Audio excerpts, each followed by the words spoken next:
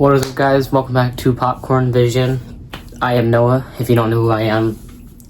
Sorry for being absent. Some stuff happened that affected me personally, and I just didn't feel like making videos. I'm just gonna say it. I was out in the sun because I have a job over the summer, and got sun poisoning on my shoulders. So one of them I have a bandage on. One of them I have a bandage on. The other one I have blisters and everything. We're treating it as of currently, but I just didn't really feel like filming anything. But I did get to see a movie while I had this, which was the new Minions and Monsters film. It might be a little bit late for the review, but I'm just gonna do a review here. I went to see it in IMAX. Really fun, I will admit. All the little there's a Cyclops in the movie, so whenever he stomps, the seats move, water effects. The seats keep constantly moving. It's really a fun experience. That and Rise of Skywalker were the only two that I've ever seen in IMAX. But yeah, so I'm just gonna go with some stuff before I talk about the actual review for the movie, and summary, I guess. But my history with the Despicable Me franchise, I love the first, second, and I even love the third, honestly. The fourth was okay. The first Minions I didn't really get into. Minions Rise of Gru I absolutely love. And this one, I really enjoyed too. For it being a Minions movie, it was very clever to have them go into Hollywood and try to make a movie. The Minions are typically hit or miss. Some people love them, some people hate them. But the Minions and Monsters movie focuses on 3 new Minions, or a whole new group of Minions, who want to make a movie in Hollywood about monsters, and they do, and they have to find monsters, and that's the whole premise. So this actually will be a spoiler review if you don't know. So they summon this guy named Gary, the Deceiver. But Gary helps them find 2 monsters, this tentacled monster and this fish monster.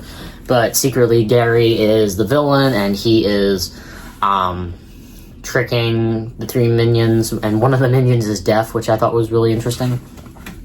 But, he tricks them into summoning Irene, which is this blob monster with a bunch of eyes. It's on the poster.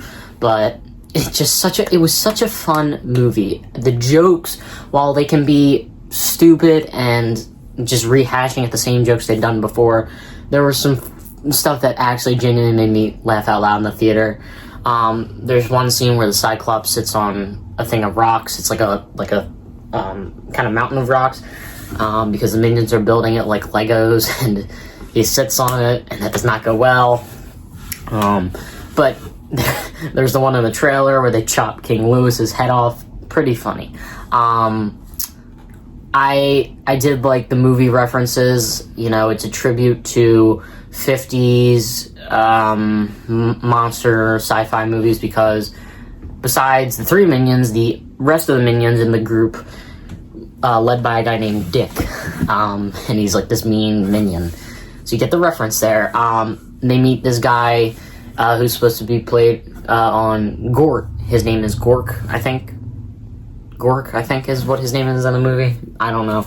But it's a play on Gort from, if I can find it, The Day the Earth Stood Still. It's a play on that. But anyway, I love that, having my movies in the back so I can just pull that out. But, yeah. And then he helps out with the whole, there's a love story between him and a woman's right protest thing, which, since it's focused in olden days, they had to experiment with that, see how that was going to go. But anyway, that whole premise of the side with all the other Minions, that was pretty fun. And it all comes into the final battle. I do love, in the beginning and end, the story is actually being told from this tour guide of a movie museum, and there was a funny thing where George Lucas was locked up trying to be a wax figure, but it was the real George Lucas. There's references to E.T., Creature from the Black Lagoon, Metropolis, stuff like that. Keanu Reeves, stuff like that. But the big twist of the movie is that the movie was actually being made. So the movie you just watched was being made by the Minions. So it was a movie about a movie about a movie. Very interesting. But yeah, I gotta admit, up there in terms of, I've already seen the scores on Rotten Tomatoes, and it is very high. Do I agree with the scores? I would say, you know, I don't